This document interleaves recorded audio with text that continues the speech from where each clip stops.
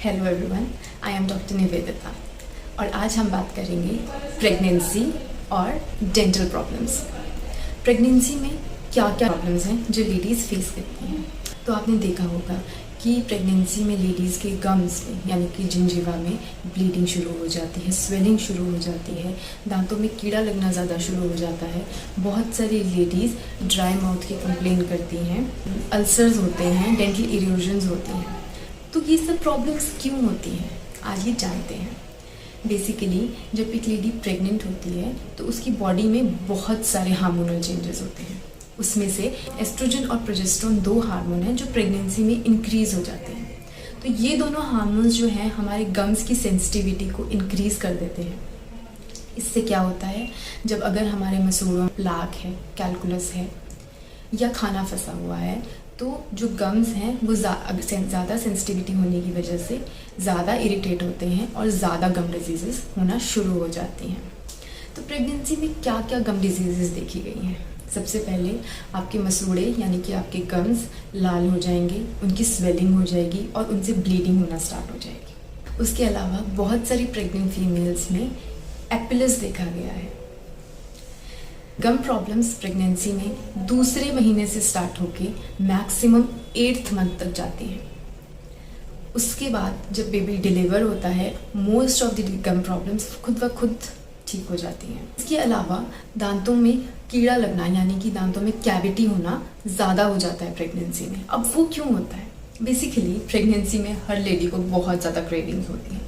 कुछ को बहुत मीठा खाने का मन करता है, कुछ को बहुत खट्टा खाने का मन करता है, तो हमारे खाने की फ्रीक्वेंसी भी बढ़ जाती है।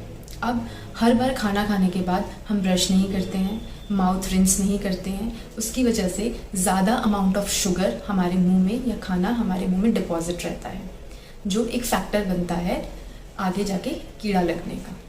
इसके अलावा देखा गया है कि 70% ऑफ फीमेल्स में फर्स्ट ट्राइमेस्टर यानी कि पहले 3 महीने में वॉमिटिंग्स होती हैं और अराउंड 20 to 30% लेडीज़ में ये वॉमिटिंग बहुत ज़्यादा होती है। वॉमिटिंग करने के बाद हमारी ओरल कैविटी का एनवायरनमेंट एक नेगेटिव एसिडिक एनवायरनमेंट बन जाता है। इस एनवायरनमेंट में कीड़ा लगना और ज़्यादा इंक्रीज़ हो जाता है। तो ये सब फैक्टर्स मिलके एक ऐसा एनवायरनमेंट बनाते हैं जिससे हमारी प्रेग्नेंट फीमेल्स में कीड़ा लगना या कैविटी होने के चांसेस 10 to 20% इंक्रीज़ हो जाते हैं। बहुत जगह ये मिथ है कि प्रेगनेंसी में ब्रश नहीं करना चाहिए क्योंकि दांत लूज़ हो जाते हैं, बट ऐसा बिल्कुल नहीं है। प्रेगनेंसी में आपको अपनी डेंटल केयर उतनी ही रखनी है जितनी आप पहले रखते थे, या कह लीजिए कि उससे ज़्यादा ही रखनी है। बहुत सारी फीमेल्स प्रेगनेंसी में ब्रशिंग करना अवॉइड करती हैं क्योंकि मसूड़ों से खून निकलता है। ये सोल्यूशन नहीं है। सोल्यूशन है ब्रशिंग करना और अपने डेंटिस्ट के पास जाके इनका ट्रीटमेंट करवाना है। अब आप बोलेंगे कि ट्रीटमेंट करवाने की क्या ज़रूरत है जब सारी की सारी प्रॉब्लम्स बच्चे के बर्थ होने के बाद खुद व खुद सॉल्व हो जाएंगी। तो आइए जानते हैं। बहुत सारी स्टडीज़ में ये पाया गया है कि लेडीज़ जिनकी जिंजाइवल हेल्थ पुअर रहती है ड्यूरिंग दी प्रेगनेंसी, उनमें बच्चे का बर्थ वेट कम होने के चांसेस होते हैं, यानी कि बच्चा लो बर्थ वेट के साथ पैदा होगा। सेकेंडली, अगर 3rd ट्राइमेस्टर के दौरान आपके दांत में दर्द है, आपके मसूड़ों में दर्द है या आप एक डिस्कम्फर्ट जोन में हैं, उससे आपकी बॉडी एक स्ट्रेस जोन में चली जाती है। इस स्ट्रेस की वजह से आपके यूट्रस में कंट्रैक्शंस होने के चांसेस हो सकते हैं, तो प्री मैच्योर बर्थ होने के चांसेस इंक्रीज हो जाते हैं। अब इन सब चीज़ों को कैसे अवॉइड किया जाए?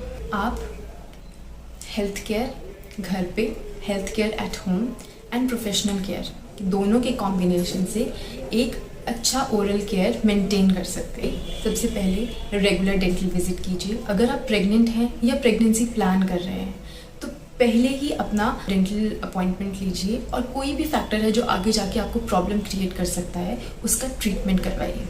सेकेंडली, क्रेविंग्स में अवॉइड कीजिए बहुत ज़्यादा शुगरी फूड खाना या प्रोसेस्ड फूड खाना। अपनी क्रेविंग्स के लिए एक हेल्दियर ऑप्शन ढूंढिए और एक बैलेंस डाइट खाइए। सुबह और शाम 2 बार ब्रश कीजिए। कुछ लेडीज़ में फर्स्ट 3 मंथ्स में ब्रशिंग से भी वॉमिटिंग होती है, इसलिए वो ब्रशिंग करना इग्नोर करती है, तो हमें ये नहीं करना है। रेगुलर ब्रशिंग करनी है, मॉर्निंग एंड इवनिंग फ्लॉसिंग करनी है 2 बार, and similarly mouthwash use करना है which should be non alcoholic. Gum sensitivity decrease करने के लिए या आपको अगर गम में थोड़ी बहुत इरिटेशन है तो उसको कम करने के लिए घर पे आप गुनगुने पानी में हल्का सा नमक डाल के उसके रिंसेस कीजिए। मतलब गुनगुने पानी में नमक डाल के आपको कुल्ला करना है सुबह और शाम 2 बार। इससे आपकी गम डिजीज़ेस का होना थोड़ा कम हो सकता है। एक और मिथ है कि प्रेगनेंसी के टाइम हमें डेंटल ट्रीटमेंट नहीं करवाना चाहिए, वो सेफ़ नहीं है। सो इस मिथ को हम मिथ ही रहने देते हैं। डेंटल ट्रीटमेंट प्रेगनेंसी में करवाना बिल्कुल सेफ़ है। सेकेंड ट्राइमेस्टर डेंटल ट्रीटमेंट करवाने के लिए सबसे सेफेस्ट माना गया है।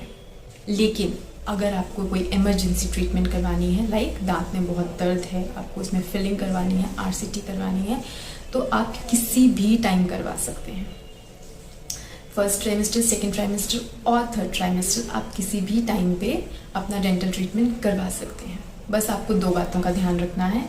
फर्स्ट, कोई भी मेडिकेशन, अनप्रिस्क्राइब्ड मेडिकेशन नहीं लेनी है।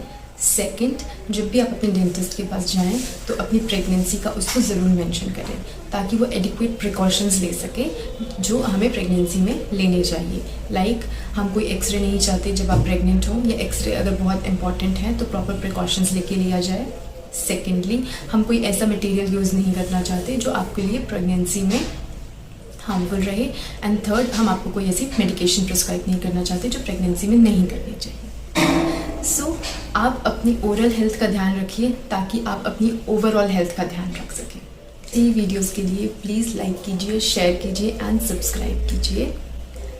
और प्लीज़ मुझे कमेंट करके बताइए कि और कौन सी ऐसी वीडियोस हैं जो आप देखना चाहते हैं, या ऐसे कौन से टॉपिक्स हैं जिनके बारे में आप जानना चाहते हैं।